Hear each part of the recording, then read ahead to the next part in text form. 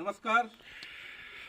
क्या करें, ठंड काफ़ी पड़ रही है और हाथ को सेकने से मन मान नहीं रहा है। मैं सौरभ अस्थाना आज आप लोगों के मध्य इस ठंडे मौसम जो कि अपना जनवरी का चौथी जनवरी है, महीने की 4 जनवरी को 2025 में, और बिल्कुल सूर्य नारायण के कहीं से दर्शन नहीं हो रहे हैं। हमारे देश के जो किसान हैं वो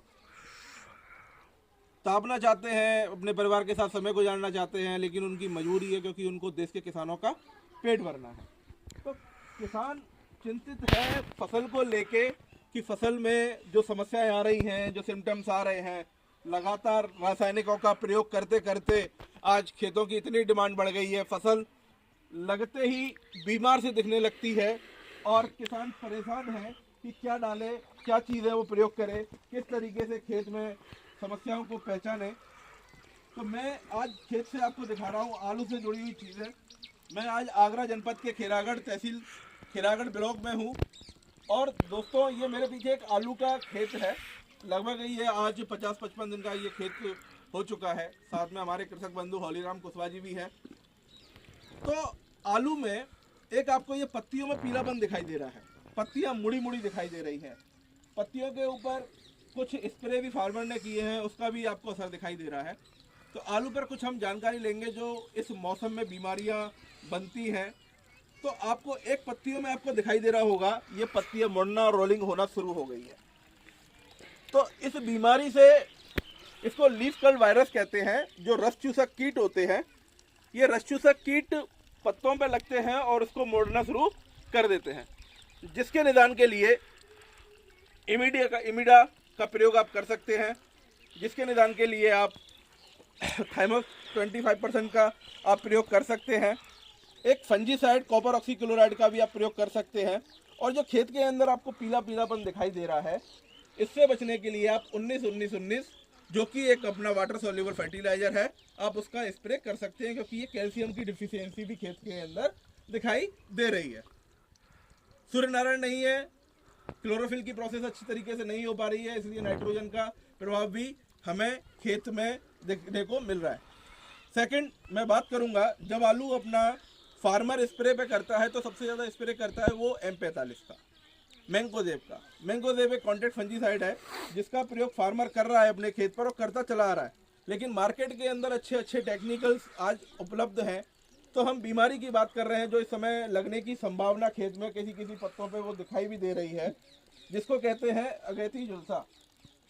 अगैती झुलसा पत्ते में चाय की, जैसे अपने चाय की जो पत्ती होती है उस तरीके के धब्बे पत्तियों पर बनना शुरू हो जाते हैं। ये पुरानी पत्ती से आती है। तो जो अगैती झुलसा की हम चर्चा कर रहे हैं, ये अगैती झुलसा हमारी पुरानी पत्तियों पर आता है। इस तरीके से ये आपको दिखाई देगा, चाय की जैसे ये छलनी टाइप की आपको दिखाई दे रही है, चाय की पत्ती टाइप का जो दिखाई दे रहा है, ये आमतौर पर आलू में आने लग जाता है। इस बीमारी के निदान को अगर आपको खेत के अंदर दिखाई दे रहा है किसान भाइयों, मौसम जैसे ही खुलेगा ये बीमारी खेत में बढ़ने लग जाएगी। तो आपको पहले से ही बचाव के रूप में कॉपर ऑक्सीक्लोराइड या एजेस्टोबिन प्लस टेबुकोनकाजोल का स्प्रे अपने खेत के अंदर कराना चाहिए। उपरोक्त दवाई को आप अगर स्प्रे करा रहे हैं तो आपको एक अच्छा स्टिकर अपने फसल में प्रयोग करना चाहिए। देहात का एक प्रोडक्ट आता है, तो आपको एक अच्छी कंपनी का स्टिकर प्रयोग में करना चाहिए। स्टिकर के प्रयोग से क्या है कि जो दवा है वो अच्छी तरीके से पत्ते पर फैल जाती है और दवा का असर भी अच्छा देखने के लिए मिलता है। इस बीमारी के साथ में एक सबसे बड़ी बीमारी जो आलू की आती है उसको कहते हैं अर्ली ब्लाइट, अगैती झुलसा, जो हमारी जो नई पत्तियां हैं इन पत्तियों पर आगे की तरफ से आना शुरू कर देती हैं और देखते ही देखते ये विकराल रूप लेना शुरू कर देती है। अभी ये खेत में देखने के लिए समस्या नहीं मिल रही है आसपास, लेकिन ये समस्या भी कई जगहों पर देखी गई है। इस समस्या से बचने के लिए भी फार्मर को एस्टोबिन प्लस टेबुकोनाजोल का स्प्रे, एक रिपीट स्प्रे भी करा लेना चाहिए, कॉपर ऑक्सीक्लोराइड का भी स्प्रे करा लेना चाहिए, या मार्केट में कारटॉप, बासफ कंपनी का, बेरेस्टे, देहात कंपनी का एक अच्छा प्रोडक्ट है जिसका प्रयोग किसान को अपने खेत के अंदर करा लेना चाहिए।